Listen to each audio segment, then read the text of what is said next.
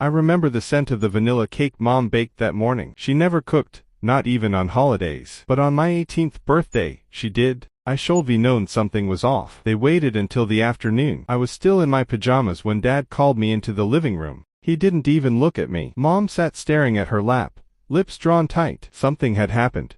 I felt it in my gut. "Sit down," Dad said. His voice had that cold edge he used whenever I spilled milk as a kid. I sat, confused but composed. I'd learned long ago that showing emotion made things worse. Then they dropped it. "You were adopted," Mom said, flatly. "No emotion. No tears. Just facts. We took you in when you were 2, Dad added. "Your birth mother couldn't care for you. We did what we could." I was frozen. "We think it's time you find your own way," Mom continued. "You're old enough now." Then Dad reached under the couch and slid a small duffel bag across the carpet. "There's some money in there. Clothes. We've arranged for you to stay at a hostel until you get on your feet." They were kicking me out. On my birthday, I didn't cry. I didn't scream. I stood up slowly, nodded, and said, "Thank you," with a small smile. They didn't notice how tightly I gripped the strap of the bag. They didn't notice the flicker in my eyes, because what they didn't know, what they couldn't have guessed, was that 3 weeks earlier, I had found the letter. It was buried in the bottom drawer of the hallway cabinet, behind old tax papers. A yellowing envelope addressed to a woman named Elena Vasileva. Inside was a birth certificate,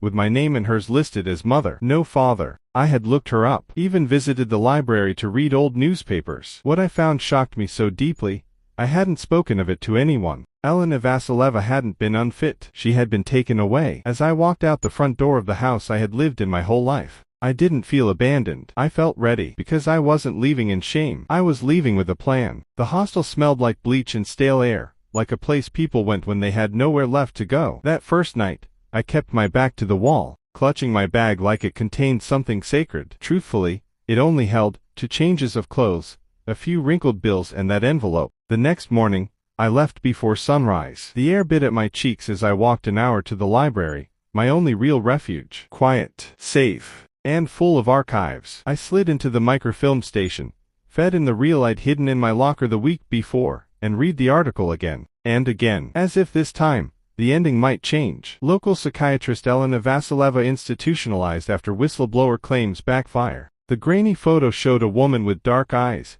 and delicate features being led away in handcuffs. Her face was not afraid, it was defiant. She had accused Dr. Richard Halverson of abuse and unethical experimentation on female patients at a now-defunct clinic. Of course, the doctor denied everything. A month later, Elena was declared unstable and committed to Silver Birch Psychiatric Facility. No charges, no follow-up, just silence. Except Dr. Halverson. He later became the head of the Halverson Wellness Foundation, a name I remembered seeing around our house, on letters, on Dad's desk, brushed off as charity work. Now it was starting to connect. I printed the article and tucked it into the envelope. The librarian gave me a strange look, probably because my hands were shaking. Back at the hostel, I opened my notebook and wrote down everything I knew. Elena was a practicing psychiatrist. She was institutionalized after trying to expose a powerful man. She gave birth to me during that time. Somehow, I ended up adopted by a couple connected to the same man. This wasn't coincidence. That night,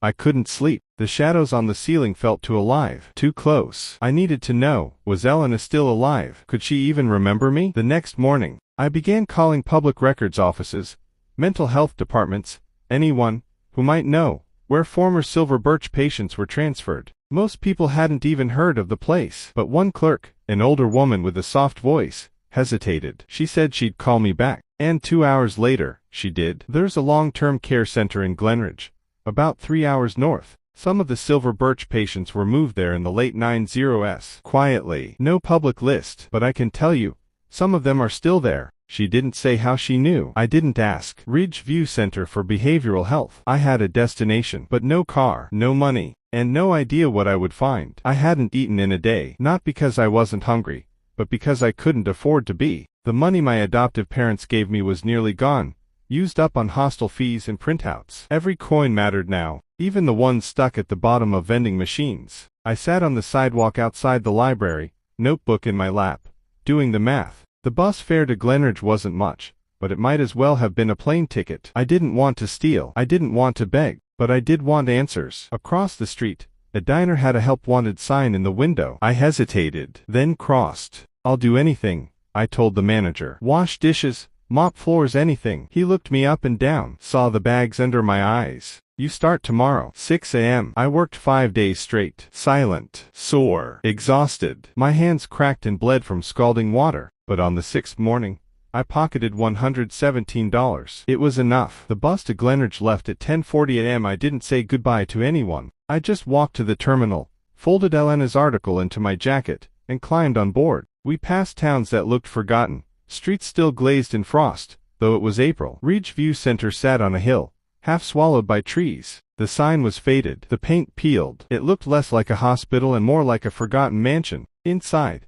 a woman at the front desk barely glanced up. I'm here to visit a patient, I said. Name, Elena Vasileva. She blinked. Relation. I paused. Daughter. She studied me, then picked up the phone. After a hushed call, she nodded. Second door on the left. Keep it brief. The door creaked open. There she was, thin, pale, streaks of gray in her hair, sitting by the window, hands folded neatly in her lap. Elena, I said. She turned, slowly. Her eyes met mine, and for a second, something flickered there. Recognition. Pain. My name is Nora, I said, voice trembling. You had a daughter 18 years ago. They told me you were unfit. Dangerous. But I know what happened. I read everything. I know what they did to you. She exhaled softly. Her hands clenched. They still watch me, she whispered. They think I don't remember. But I do. I froze. Who's they? I asked. Is it the Halverson Foundation? My adoptive father. Her body stiffened. She shook her head. Not a no. More like fear. Your father, she whispered. He wasn't supposed to adopt you. He wasn't even on the approved list. But he pulled strings. Got your file sealed. I tried to stop it, but they already decided I was too loud. Too dangerous? I sat beside her,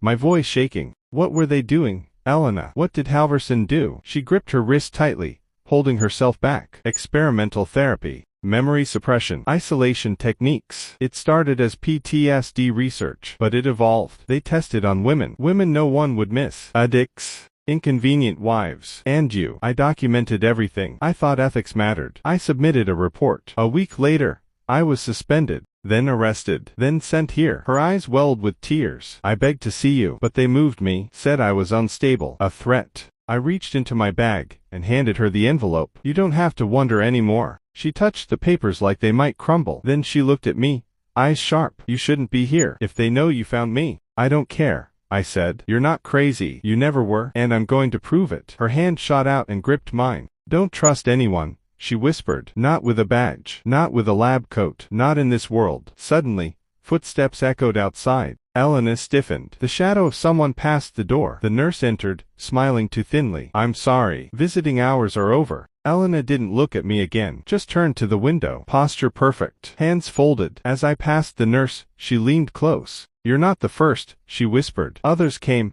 asking about her. The bus ride back to the city felt longer. Every person on board looked like a spy. Every sudden stop like a setup. I kept the envelope hidden inside my jacket, and Elena's final words echoing in my mind. Don't trust anyone, not with a badge, not with a lab coat. When I reached the hostel, my room had been cleaned out. The manager claimed it was an error, said my name wasn't on the list anymore. No refunds, no explanation. I didn't argue. I just nodded and walked out. Again. That night, I slept at a 24-hour diner, curled into a booth, pretending to read a menu. The next day, I went to the only place I could still access freely, the library. I asked the librarian, Ms. Carroll, kind woman in her 60s, if there were any records on the Halverson Wellness Foundation. She hesitated, then led me to a side room filled with grant records, funding documents, and newspaper clippings. I dug for hours. By sunset, I had enough to form a picture. The Halverson Foundation funded psychiatric innovation, clinics in multiple states, many of which were closed without warning. Elena's name appeared in early research papers, but disappeared after 2007. Several women who had testified against Halverson went missing. 3 were found dead,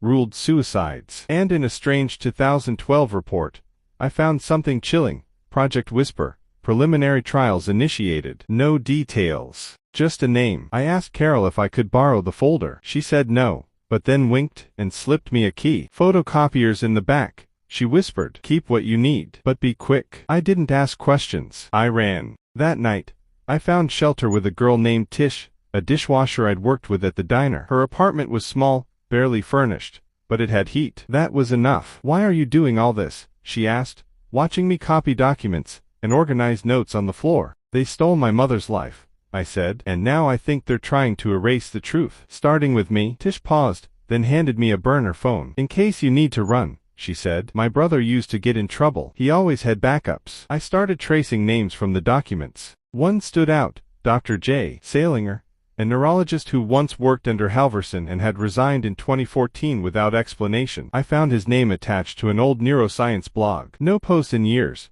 but the domain was still active, so I emailed him. Just a line. I'm Elena Vasileva's daughter. I know about Project Whisper. I need your help. I didn't expect a reply, but one came. 5 hours later. Meet me. Midnight. 44th and Bayfield. Come alone. The location was a rundown parking garage. I arrived early. Waited. Watched every movement around me. A man in a long coat and worn shoes stepped out from the shadows. Dr. Salinger. He nodded, but his eyes darted nervously. I only have 5 minutes, he said. You shouldn't have contacted me. I showed him the Project Whisper file. His face paled. This was never supposed to be public, he whispered. They tested memory erasure, emotional conditioning, using low-frequency audio signals.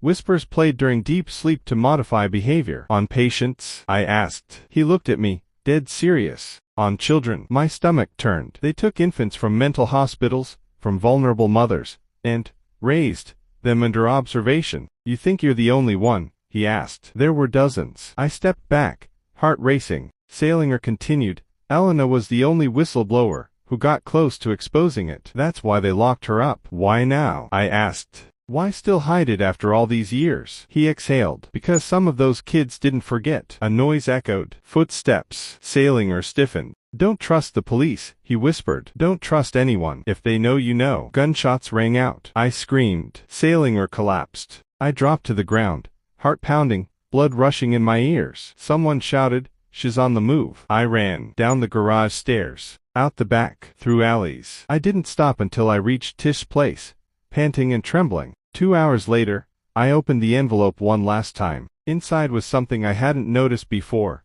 A tiny photo tucked in the fold behind the birth certificate. It showed Elena holding a baby, standing outside a building labeled Whisper Developmental Center. Behind her, in the corner of the photo, was a man, barely visible, wearing a white coat. I zoomed in. It was my adoptive father. I stared at the photo for what felt like an eternity. My adoptive father, smiling faintly, standing in the background of a place called Whisper Developmental Center, a place tied to experiments on infants, on children like me. I wanted to scream, but my body was frozen. Memories flashed. His watchful gaze. His random questions when I was younger.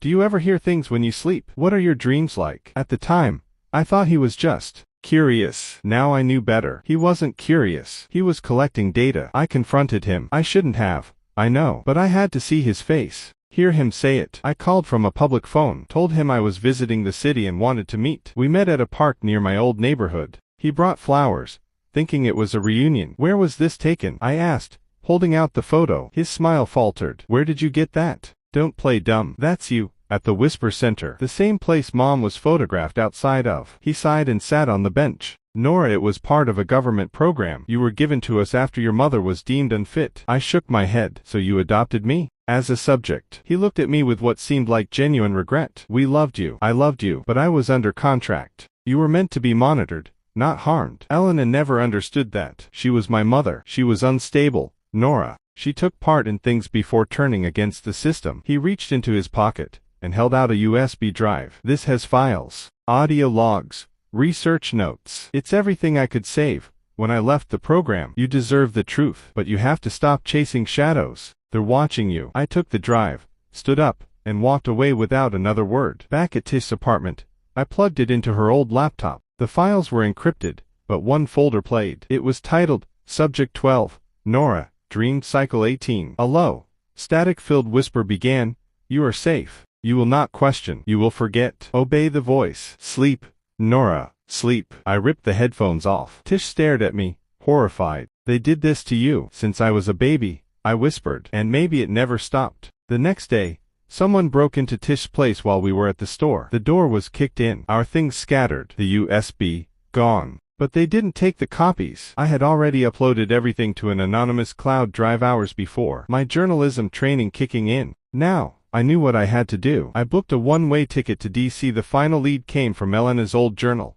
which I hadn't opened until then. It was buried at the bottom of the envelope behind a fake back panel. In one passage, she wrote, "If anything happens to me, go to room 7 at the Whisper facility. The truth is buried under the floor." I searched the building's old address. It had been closed for years, condemned, but still standing. I arrived just before dawn. The gates were rusted shut. I scaled the fence. Inside, mold ate at the walls. Rats scurried across broken tile. Room 7 was on the second floor. The door hung off one hinge. Inside, dust, scattered papers, and a rotting examination table. And then I saw it. A floorboard, slightly raised. Just like she said. I pried it open. Inside, a steel lockbox, and within that, a hard drive, dozens of videotapes, and a file labeled Project Whisper, Phase 2, Global Applications. Footsteps echoed behind me. I turned, heart thudding. A woman stepped into the room. Dark trench coat, cold eyes, gun in hand. "Give it to me, Nora." "Who are you?" She smiled.